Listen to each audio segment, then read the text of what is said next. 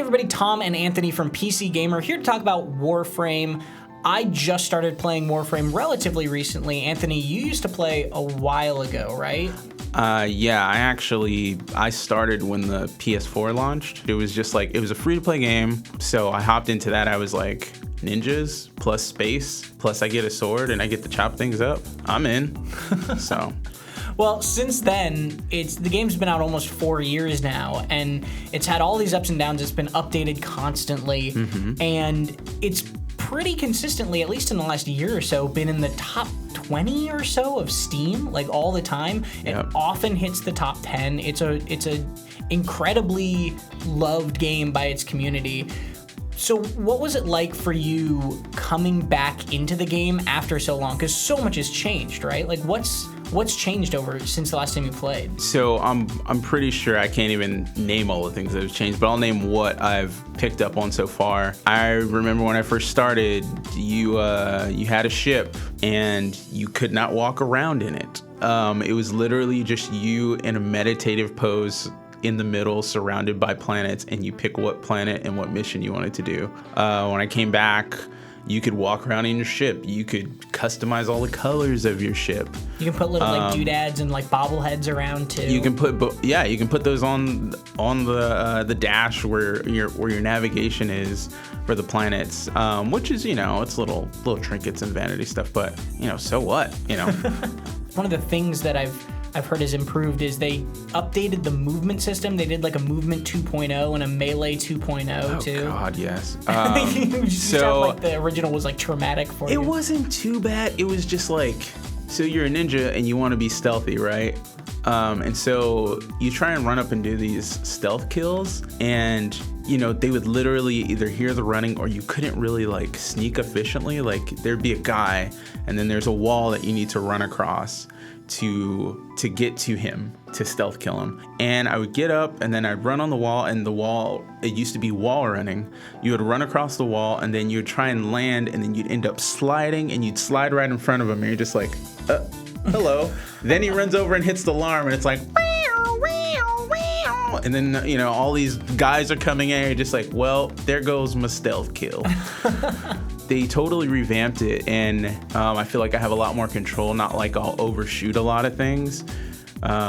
So yeah, when I came back into it, it was literally like the first thing that popped up. It was like, hey, guess what? We redid the moving. It's a little bit better, and they have you run through this training course to sort of get the hang of it on how it's changed. But yeah. But one of the things that I was concerned about, and I've seen echoed throughout some newer players as well, is that there's so much going on in this damn game. Like the tutorial isn't bad, it teaches you how to play, but I barely know what to do with crafting things and the modifiers and like which one I should or shouldn't use and how to level up. It can be pretty overwhelming. How much of that did they add on top of systems on top of systems? So from what I remember, so there's leveling your warframes and your weapons. Yeah. And then there's also mastery rank leveling, and then there's something that wasn't there when I had last hopped in before. There's something called syndicates, which we can go into a little bit later. So your mastery is your overall like level in general. Like you basically, like, you're kind of like, you as the player, you're kind of like this soul, and you sort of just pick out which warframe you want to use, and you switch back and forth in between them as you max them out.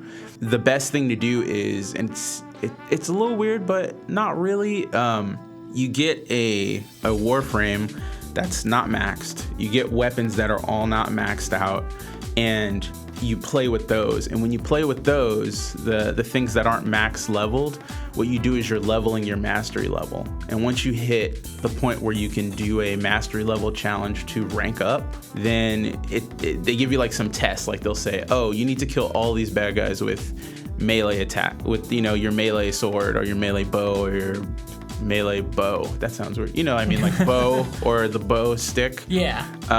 So yeah, they'll give you something like that.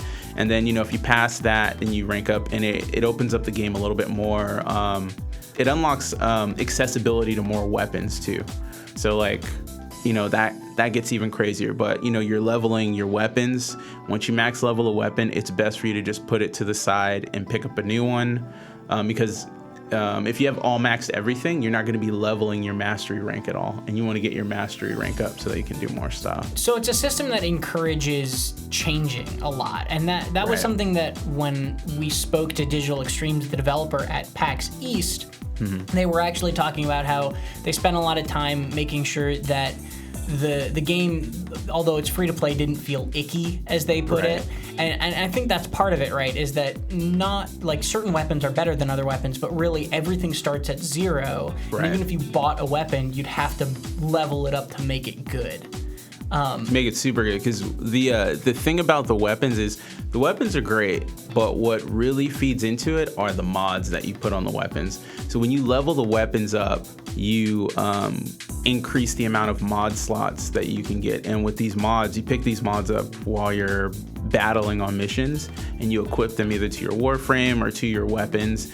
And they're specific for literally every type of weapon, whether you got a pistol, a shotgun, dual swords, single swords, a bow and arrow type of deal. There's a way to equip those to get the maximum output of a weapon.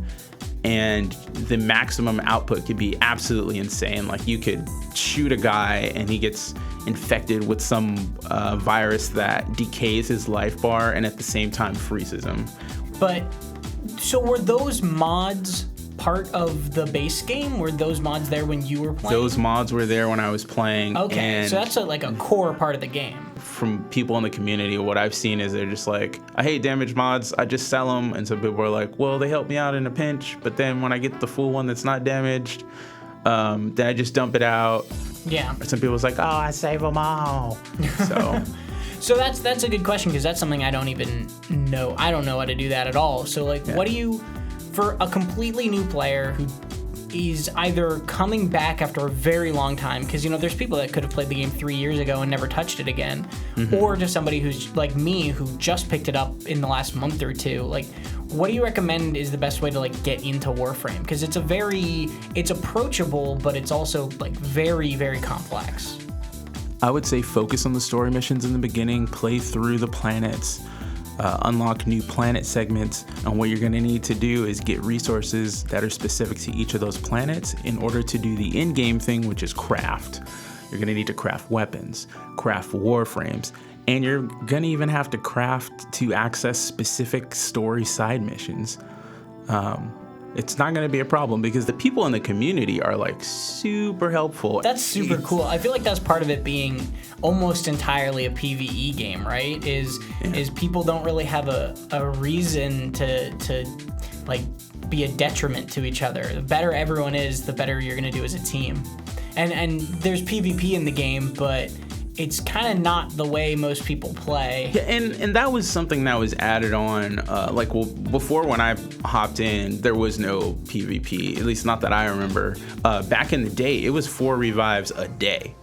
So if you used all 4 of those revives in one day, when you do all the other missions, you would hope that you do it all in a one shot, because if you didn't, that was it. It would just mission failed. You failed, Tino. Mission failed, and then you walk with your head down back to your damn ship.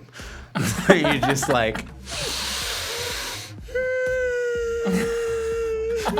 so. Yeah, it's cool to see a developer, I guess, give a shit this much about their game. They really. It's the reason we're talking about it 4 years later. Is that Digital Extremes has done such a good job of updating the game.